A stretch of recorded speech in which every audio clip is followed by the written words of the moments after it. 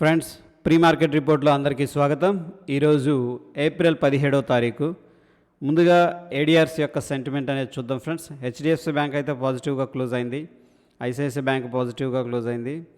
వెరాజ్ doctor Reddy's, Wipro and Infosys అయితే నెగిటివ్గా ట్రేడ్ అయినాయి ఫ్రెండ్స్. ఆల్రెడీ మనకి విప్రో మనం చూసుకున్నాం 10% డ్రాప్, అగైన్ మళ్ళీ 1.43% నెగిటివ్గా క్లోజ్ అయింది.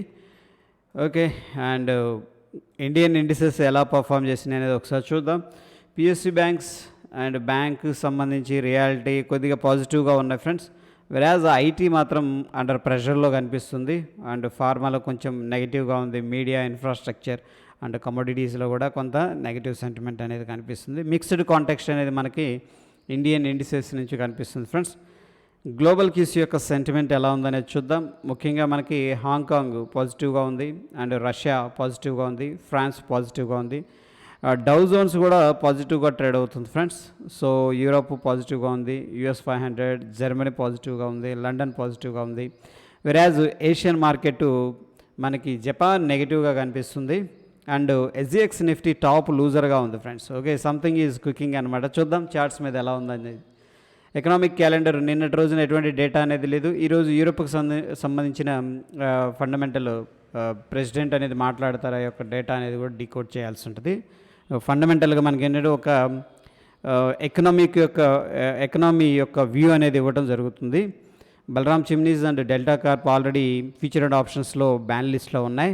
నెక్స్ట్ మనకి Indiabulls, housing finance ban లిస్ట్లో ఉండే అవకాశం ఉండదు.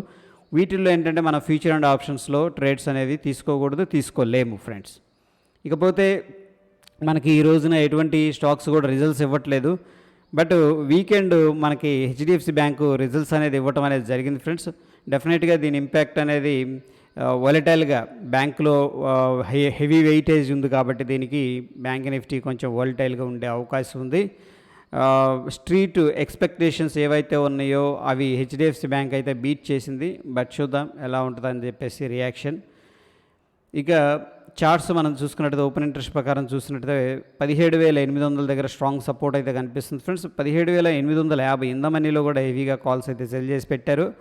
అండ్ 18,000 అయితే ఎట్ ద మనీ పైన, అంటే కొంచెం అవుట్ ఆఫ్ ద మనీ అనొచ్చు. ఎట్ ద మనీకి పైన మనకి ఏంటంటే హెవీగా కాల్స్ అయితే సెల్ చేసి పెట్టారు. ఆల్ టుగెదర్ మనకి 17,800 అనేది వెరీ వెరీ ఇంపార్టెంట్ లెవెల్. ఆ లెవెల్ బ్రేక్ డౌన్ జరిగితే కొంచెం ప్రెషర్ అనేది రావచ్చు డౌన్ సైడ్. అదేవిధంగా 18,000 దాటితే మనకి ఏదన్నా మూమెంట్ అనేది ఉండొచ్చు.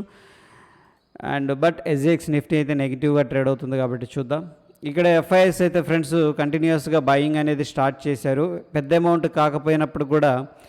సో మనకి ఏప్రిల్ 13న 221 కోట్లు క్యాష్ మార్కెట్లో ఇన్వెస్ట్ చేసినట్టు తెలుస్తుంది. డిఐఎస్ కొద్దిగా సెల్ చేస్తూ వస్తున్నారు. 273 కోట్లు క్యాష్ మార్కెట్లో సెల్ చేశారు. నెట్ చూసుకుంటే 51 కోట్లు క్యాష్ మార్కెట్లో సెల్లింగ్ అనిపిస్తుంది ఫ్రెండ్స్.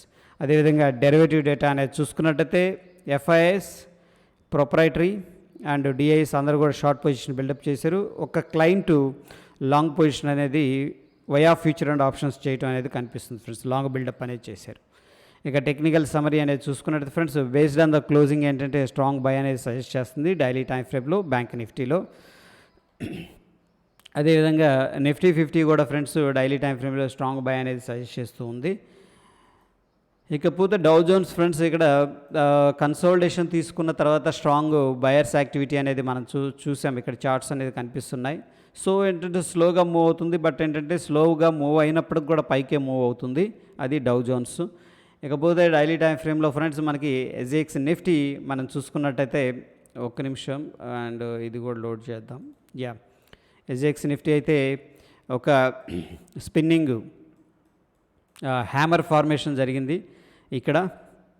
ఓకే ఫ్రెండ్స్, దాని తర్వాత ఇక్కడ వచ్చేసరికి మనకి స్పిన్నింగ్ టాప్ లాంటి ఫార్మేషన్, దాని తర్వాత ఫాలో అప్ అనేది ట్రై చేస్తుంది కిందకి.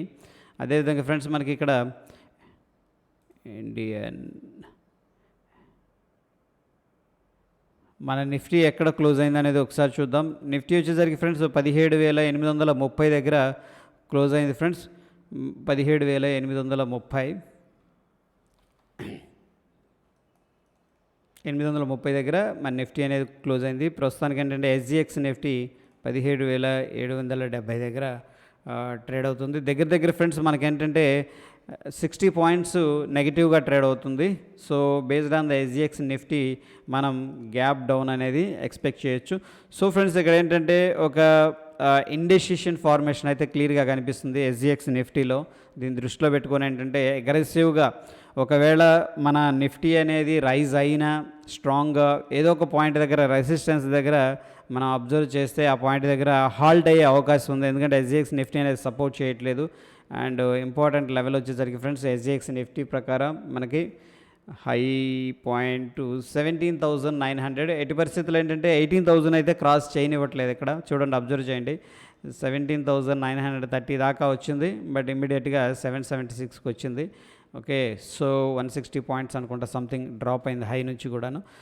మనకి ఎస్జిఎక్స్ నిఫ్టీ ప్రకారం ఏంటంటే 17,950 దగ్గరికి వెళ్తే మాత్రం మళ్ళీ రెసిస్టెన్స్ అనేది ఉండే అవకాశం ఉంది ఈ వీక్ అట్లీస్ట్. చూద్దాం. Yeah, that's it friends, thank you.